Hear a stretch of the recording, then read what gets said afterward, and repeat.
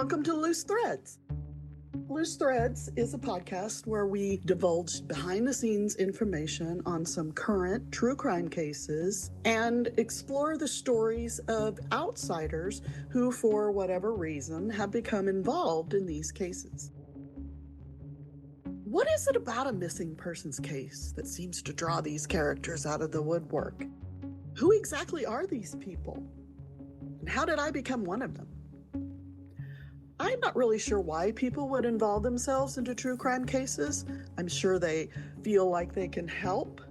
But as someone who has been there and done that, I may be uniquely qualified to explore this macabre phenomenon, which has been going on in America since one of the most high-profile missing persons cases in history, the Lindbergh baby kidnapping.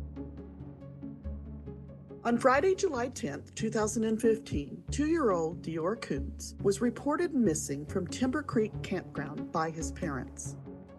Accompanying them were the mother's grandfather and one of his closest friends.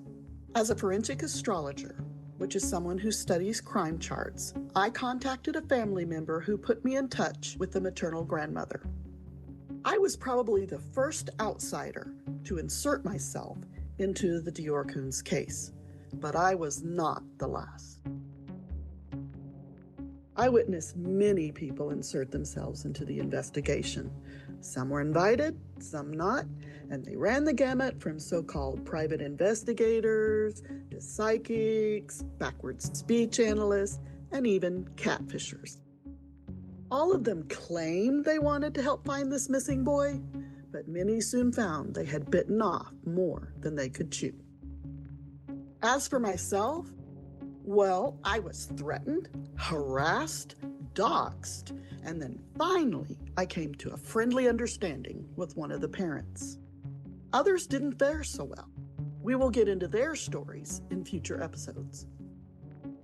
For now, let's take a trip back in time.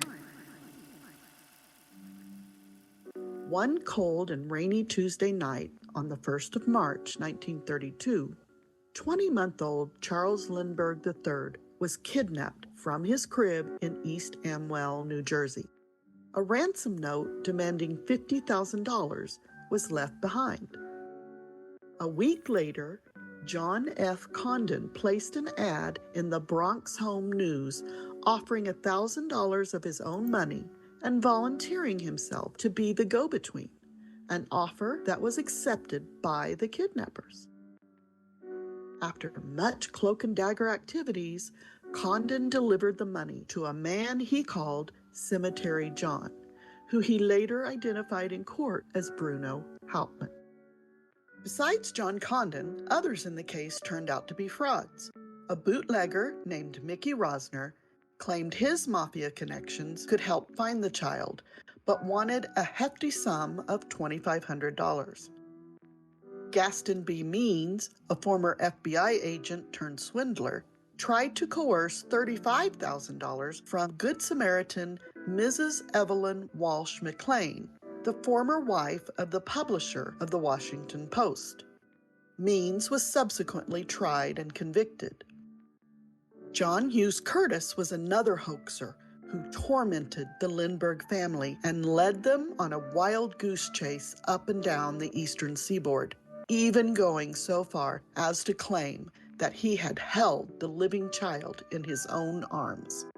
This was cruelly proven false when the child's body was found on May 12th by the side of a road, having been deceased since the night of the kidnapping.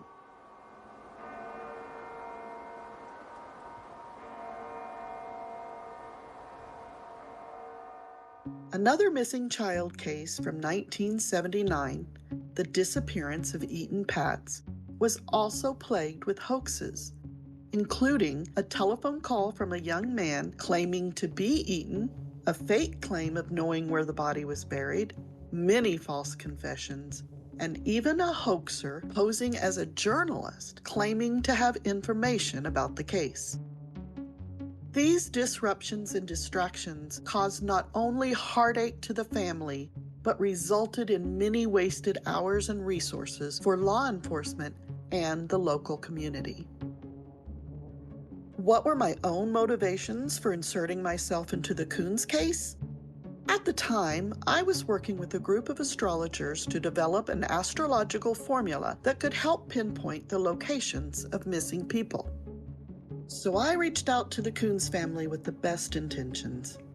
I never expected to be lied to, manipulated, and threatened, although I probably should have, as it had happened before to me and others by the very people claiming they wanted our help.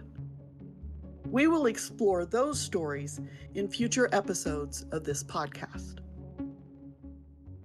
So please hit the like and subscribe buttons, and don't forget the little bell so you won't miss out. Until next time, thanks for joining Loose Threads.